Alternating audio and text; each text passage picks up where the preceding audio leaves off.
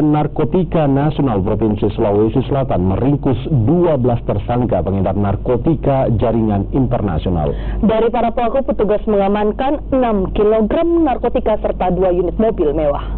12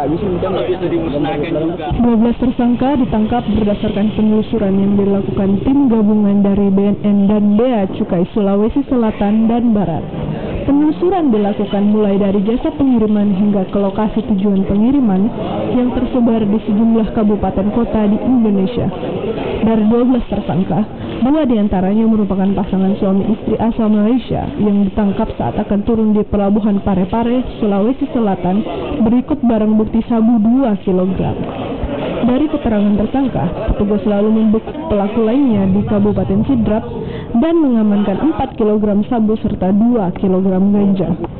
Petugas juga mengamankan 2 unit mobil mewah yang diperoleh dari hasil pencucian uang. Jaringan Nunukan Malaysia Parepare, dan satu lagi jaringan Medan Parepare Sidrap dan Cianjur. Kemudian 2 kilo jenis ganja yang daily order yang sementara ini tersangkanya belum kita dapatkan. Dari secara keseluruhan tersangka yang kita ungkap sementara ini jumlahnya ada 12 orang tersangka. Mohon doa restunya bisa terungkap yang lebih besar lagi.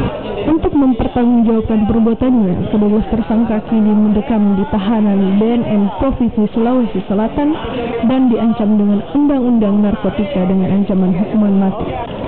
Muhammad Pratama, Kompas TV.